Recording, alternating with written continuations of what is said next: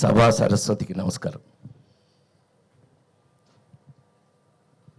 Robin Hood, మైత్రి మూవీస్లో ఇంతకుముందు నేను అంటే నాకు ఎంత మనసుకు దగ్గరైన కంపెనీ శ్రీమంతుడు, వాల్తేర్ వీరయ్య, రాబిన్హుడ్. నాకు ఒక చిన్న డౌట్ వచ్చిందమ్మాయి, నువ్వు చెప్పలేదు, నువ్వేమన్నా కెలుగుతావు అనుకున్నా కెలగలా నువ్వు, నేను గెలుగుతాను ఇప్పుడు. ఏమండి, నేను వచ్చిన దగ్గర నుంచి చూస్తున్నాను, ఎక్కడ పోస్టర్ కానీ ఎక్కడ నా ముఖం కానీ ఈ ఏరియాలో ఎక్కడ కనపట్టలా. సార్ ఈ ఆన్సర్ మీరు వినాలి సార్, వినాలి. మీరే కాదు, ప్రేక్షకులు కూడా వినాలి. ఎందుకంటే మిమ్మల్ని చూడాలంటే డబ్బులు ఇచ్చి టికెట్ తీసుకొని చూడాలి అని. అబ్బా, ఈ పిల్ల మొత్తం మీద మా ఊళ్ళో మాట్లాడినట్టు మాట్లాడిందండి. మా ఊళ్ళో వాళ్ళు చెప్పినట్టు చెప్పింది. నిజమేలే, నువ్వు కొంచెం తెలివైందనివి, కొంచెం కాదు బాగా తెలివైంది. అమ్మో, నువ్వు జాగ్రత్త నోట్ చేయి. ఎక్కడ ఒక్క బొమ్మ కూడా నాది కనపడలేదు, నేను ఎందుకు ఇక్కడికి వచ్చాను అని మీ అందరికీ డౌట్ రావచ్చు. కానీ నాకు తెలిసి మొన్న కల్కి, లగ్గం, జనక అయితే కనుక అంతవరకు చూసుంటారు నన్ను. కానీ గుండె మీద చేసుకు చెప్తున్నాను, ఈ మధ్యకాలంలో యాక్టర్గా రాబిన్హుడ్ సినిమాలో నటించిన తర్వాత ఒక్కసారి మళ్ళీ నాకు నా పాత హీరో రోజులు గుర్తొచ్చాయి. హీరో రోజులు అని అంటే లేడీస్ టైలర్ దగ్గర నుంచి హీరోగా యాక్ట్ చేసినంత వరకు చప్పట్లు కొట్టాలి అక్కడ. ఎన్ని ఇంకా అయ్యే సినిమాలు చూస్తున్నారు కదా, ఎంటర్టైన్మెంట్ అండి. ప్రైమ్ మినిస్టర్ దగ్గర నుంచి మీ వరకు అందరూ చూశారు కదా. అలాంటి రోజులు మళ్ళీ నాకు గుర్తు చేసిన రాబిన్హుడ్ సినిమా. అంటే ఇవాళ యాక్చువల్గా మ్యూజిక్ మీద ఎక్కువ వాళ్ళు మీడియా మొత్తం మ్యూజిక్ మీద వెళ్ళి ఉంటుందేమో. ఒక్క సీన్ నాదేస్తే మీకు ఓపెన్గా, నితిన్ నాకు బిడ్ లాంటి వాడు, ఊరికే నా ముందు నేను హీరోని అని అట్లా అసలు నాకు హీఈస్ లైక్ మై సన్. అట్లాగే శ్రీలీల మా పిల్ల. ఇవాళ కొత్తగా మాకు జాయింట్ అయినవాడు ఎవరో కానంటే వెంకీ కుడుముల. ఇతను ఇంతకుముందు 2 సినిమాలు బాగానే తీశాడండి అని అనుకున్నాను. కానీ ఇది విన్న తర్వాత, రాబిన్హుడ్ అనే ఈ సబ్జెక్ట్ విన్న తర్వాత, అందులో ఒక ఎంటర్టైన్మెంట్కి కేవలం ఒక కామెడీ, ఒకప్పుడు కామెడీ ఎలా ఉండేది, ఒకప్పుడు రాజేంద్ర ప్రసాద్ అనేవాడిని తీసేస్తే అంతకుముందు కామెడీ ఎలా ఉండేది, ట్రాక్. సినిమాలో ఒక ట్రాక్ వస్తే అది కామెడీ, ఇది అది.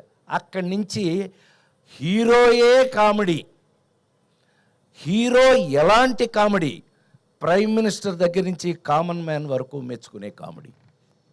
అంత గౌరవాన్ని దాన్ని తెచ్చుకుంటే, దాన్ని నేనెంత అదృష్టవంతుణ్ణి అంటే 5 జనరేషన్లుగా దాటుకుంటూ మీ దాకా వచ్చి, వెంకీ అబ్బాయి హీరో విను, నువ్వు 5 జనరేషన్లు దాటుకుంటూ వచ్చాను నేను. చిరంజీవి గారు, క్షమించాలి, మా పెద్ద ఆయన నందమూరి విశ్వవిఖ్యాత నట సార్వభౌమ నందమూరి తారక రామారావు గారు, నాగేశ్వరరావు గారు, అదొక జనరేషన్.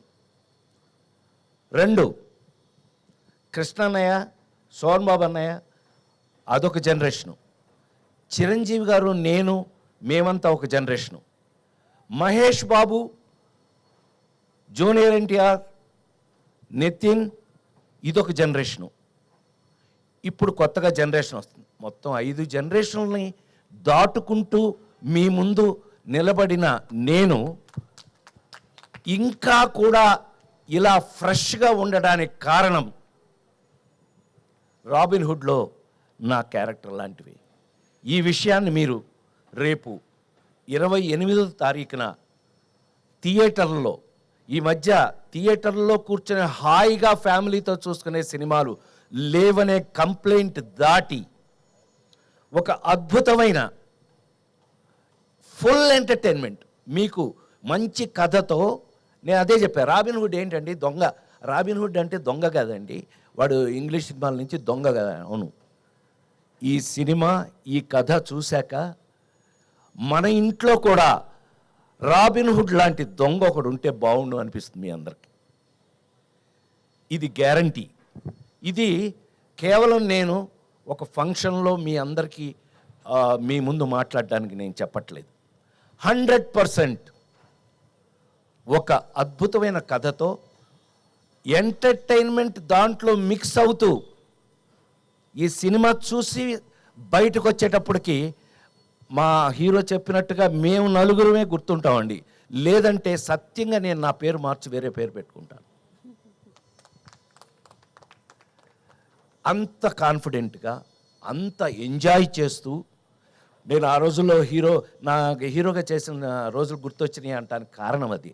ఆ రోజుల్లో ఇలాగే ప్రతి సీన్ని ఎంజాయ్ చేసి, ప్రాక్టీస్ చేసి, దాన్ని పర్ఫెక్ట్ చేసి యాక్ట్ చేయటం జరిగేది. ఈ రోజుకి ఇన్ని రోజుల తర్వాత మళ్ళీ నేను ఈ సినిమాని అలా చేయటం జరిగింది అని 100% గుండె మీద చేసుకు చెప్తున్నాను. అట్లాగే ఈ సినిమాలో మనకున్న అదృష్టం ఏంటంటే, మా నిర్మాత రవి చెప్పినట్టు అన్ని డిపార్ట్మెంట్స్లోనూ, మ్యూజికల్గా, టెక్నికల్గా, అన్ని డిపార్ట్మెంట్స్లోనూ అందరూ ఇష్టపడి చేశారు. నాకు అసలు ఇవాళ ఈ మధ్య చాలా కాలం అయిందమ్మా ఇంత ప్లెజెంట్ ఫంక్షన్, ఇంత ప్లెజెంట్గా ఉండటం ఈ మధ్యకాలం చాలా రోజులైంది. అసలు టు బి వెరీ ఫ్రాంక్, నువ్వు అన్నమాట 100% నిజం. ఇంత ప్లెజెంట్గా ఉంది, ఇంత పాజిటివ్ వైబ్రేషన్తో ఇవాళ జరుగుతున్నటువంటి ఈ ఫంక్షన్. నిజంగా మీరందరూ మా మీద ఎంత ప్రేమతో వచ్చారో మాకు తెలుసు. దయచేసి నోట్ చేసుకోండి, 28వ తారీఖు నుంచి, ఈ నెల 28వ తారీఖు నుంచి దయచేసి థియేటర్లోనే చూడండి. ఆ సెల్ ఫోన్లోనూ, ఆ ఇంట్లో టీవీల్లోనూ. ఎస్, సినిమా ఇంటికి వచ్చేసింది. ఎస్, సినిమా అనేది ఇంటికి వచ్చేసింది ఓటీటీ పేరు మీద. వేరే ఏ పేరు లేదా అయితే ఏమే, మొత్తం మీద సినిమా ఇంటికి వచ్చేసింది. కానీ నిజంగా థియేటర్లో కూర్చుని ఫ్యామిలీతో సహా చూడగలిగినటువంటి ఒక అద్భుతమైన సినిమా మనకు దొరికితే కనుక అంతకు మించిన ఎంటర్టైన్మెంట్ నాకు తెలిసి ప్రపంచంలోనే సినిమా అంటే అద్భుతమైన ఇంట్రెస్ట్ ఉన్నది ఇండియాలో, అందులోనూ మరి ముఖ్యంగా సౌత్ ఇండియాలోను, అందులో మరి ముఖ్యంగా తెలుగు వాళ్ళకి సినిమా అంటే ఎంత ఇష్టమో నాకు తెలుసు. నేను 48 సంవత్సరాలుగా సినిమాలో ఉన్నాను. నేను మీ అందరి ముందు ఈ రోజుకి నాకు ఇంత అద్భుతమైనటువంటి అవకాశం ఇచ్చిన నా కంపెనీ, నా మైత్రి మూవీస్. నేను శ్రీమంతుడికి మీకు విషయం తెలుసో లేదో అండి, శ్రీమంతుడి సినిమాకి జనరల్గా ఫ్యాన్స్ అందరూ ఇష్టపడతారు. అంటే నాకున్న అదృష్టం ఏంటంటే Chiranjeevi fans, Balakrishna fans, Nagarjuna fans, Venkatesh, అందరి ఫ్యాన్స్ నా ఫ్యాన్స్. అది నాకున్న అదృష్టం. ఎందుకనంటే అందరికీ కావాల్సింది బేసిక్గా ఎంటర్టైన్మెంట్కి మించిందే ఉందండి. టెన్షన్స్ అన్నీ జీవితంలో మనకు కావాల్సినవి ఉన్నాయి. అందుకని మరొకసారి మీ అందరి ముందు సవినయంగా నేను రాబిన్ హుడ్ సినిమాని 100% మీరు ఫ్యామిలీగా వెళ్ళి 28వ తారీఖు నుంచి థియేటర్లో, అద్భుతమైన థియేటర్లో ఆ ఫీల్ తోటి సినిమా చూడండి. మీకు ఎంజాయ్మెంట్, మీరు హాయిగా అనుకున్న ప్రతి ఐటము ఈ సినిమా లేకపోతే నేను దానికి బాధ్యుణ్ణి అని మరొకసారి మీ అందరి ముందు సవినయంగా మనవి చేస్తూ, నాకు ఇంత అద్భుతమైన అవకాశం ఇచ్చిన నా కంపెనీ, సరే నా మైత్రి మూవీస్ నా సొంత కంపెనీ చెప్పాను కదా శ్రీమంతుడికి, I should thank Venky Kudumula. నువ్వు అంత అద్భుతంగా నన్ను, ఇప్పుడు త్రివిక్రమ్ దగ్గర నుంచి, మీ గురువు త్రివిక్రమ్ దగ్గర నుంచి, అనిల్ రావుపూడి దగ్గర నుంచి అందరూ నా మీద ప్రేమతో ఈ జనరేషన్, నేను అన్నానే 5 జనరేషన్లు దాటి వచ్చానని, ఈ జనరేషన్ రచయిత దర్శకులు కూడా నాకు ఇలాంటి పాత్రలు రాయటం నా అదృష్టంగా భావిస్తూ, దీనికి అవకాశం ఇచ్చినటువంటి, మనం ఎప్పుడు అనుకుంటూ ఉంటాం, మీకు బాగా గుర్తుండి ఉంటుంది, ఆ నలుగురు సినిమా అప్పుడు చెప్పాను నేను, నాకంటే నాకు వచ్చిన అవకాశం గొప్పది అని.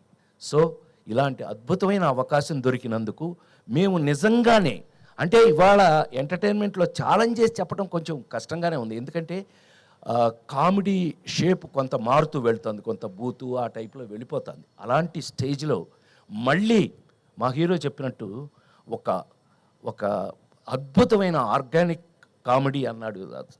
అద్భుతమైన మాట అన్నావు. ఇది నేను ఎప్పుడు గుర్తుపెట్టుకుంటా. అద్భుతం. ఆర్గానిక్. మనకి ఆరోగ్యం కోసమే ఫుడ్డే ఆర్గానిక్ మారిపోయినప్పుడు, ఆ మందులే ఆర్గానిక్ మారిపోయినప్పుడు, మనం సినిమాని కూడా ఆర్గానిక్గా మార్చడానికి ప్రయత్నిస్తున్నందుకు, కనీసం అలాంటి ప్రయత్నం చేసినందుకు వెంకీ కుటుంబలకి నేను ఒక అద్భుతమైనటువంటి అప్రిషియేషన్ ఇస్తూ, నా తరఫున, అంటే కొంచెం సీనియర్ కాబట్టి నేను అప్రిషియేషన్ ఇస్తూ, ఈ సినిమాని దయచేసి థియేటర్లో మీరు చూడండి. మీకు ఏమాత్రం నచ్చినా మీరు మమ్మల్ని గుర్తు చేసుకోండి. అదే ఈ జన్మకి నాకు చాలు అని మరొకసారి మనవి చేస్తూ, ఈ అవకాశానికి మరొకసారి కృతజ్ఞతలు తెలియజేస్తూ, మీడియా వాళ్ళందరికీ నమస్కారం. Thank you. Thank you sir, thank you so much. దొంగతనం అన్నావు కదా, ఆగు, నేను మర్చిపోయాను అనుకున్నావా? నువ్వు ఎప్పటి నుంచి నాతో ఏమండి, నిజం చెప్పమంటారా అబద్ధం చెప్పమంటారా మహారాజా? నిజమే చెప్పవాయా అన్నాడండి మహారాజు. నిజమే చెప్పవాయ్ అని. మా నాన్నగారు స్కూల్ టీచర్ అండి, military school teacher. So school teacher అండి. ఎంత స్ట్రిక్ట్ అని అంటే, మీ అందరికీ చిన్న ఐడియా ఉండి ఉంటుందిగా, నేను ఎన్టీ రామారావు ఇంట్లో పుట్టాను. ఆ ఇంట్లో మేము అద్దెకుండేవాళ్ళం 24 సంవత్సరాలు. అక్కడే పుట్టాను నేను. సరే, అది మా నాన్న ఎంత స్ట్రిక్ట్ అని అంటే, హరికృష్ణ అల్లరి చేస్తే హరికృష్ణ కొట్టలేక మమ్మల్ని కొట్టేవాడండి ఆయన. నన్ను కొట్టారంటే నవ్వుతున్నావా నువ్వు, నీ సంగతి చూస్తానే వస్తున్నాలే బయటికి. అలాంటిది ఆయన ఎంత స్ట్రిక్ట్గా ఉంటాడండి. అలాంటిది ఏదన్నా ఎప్పుడన్నా బజార్కి వెళ్ళి ఆ శనగపప్పు ఉండలు అవి ఏమన్నా తిందామంటే డబ్బులు ఏం చేయాలి? మా నాన్నగారి జేబులోంచి 5 పైసలు కొట్టేశానండి.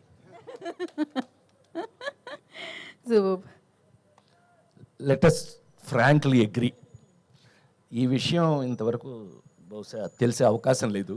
సో చిన్నప్పుడు అలాంటివి అసలు వీటికంటే మరి ముఖ్యంగా ఏంటంటే, మా ఇంట్లో 4 బ్రదర్స్ 2 సిస్టర్స్ అయితే అందరిలోనూ మా నాన్నగారి దగ్గర ఎక్కువ దెబ్బలు తింది నేనే. కారణం ఏంటంటే, పక్కింట్లోంచి జామ చెట్టు ఎలా కనపడుతుండేదండి, దానికి గుత్తులుగా కాయలు ఉండేవి, అద్భుతంగా పండేవి. ఎవడు ఊరుకుంటాడంటే చూస్తూ మనం పైకెక్కి మా నాన్న లేడు స్కూల్ నుంచి వచ్చేటప్పుడు చాలా టైం అవుతుంది, కరెక్ట్గా మనం చెట్టు పైకెక్కి కరెక్ట్గా కాయలు కోసేటప్పుడు ఆ ఇంటి ఓనర్ ఒక ఆవిడ, పాపం మొగుడు లేడు ఎవరు లేరు, ఆవిడ ఒక్కతే ఉండేది. ఆవిడ వచ్చి కింద కర్రచుకుని ఉంచునేది. మా నాన్న వచ్చేదాకా నుంచుని మా నాన్నగారు రాగానే చూడండి మీ వాడని చెప్పేది. ఈయన పైకి చూసి పొయ్యిలో పెడతారు పేళ్ళు, ఐడియా ఉంది కదా, ఆ పేడు ఇరిగేదాకా కొట్టేవాడు మా నాన్న. సో ఇలా చాలా దొంగతనాలు, దెబ్బలు. కానీ నేను గోపాలకృష్ణ లాంటి వాడిని దొంగతనం చేసే పైకి వచ్చాను. Thank you very much.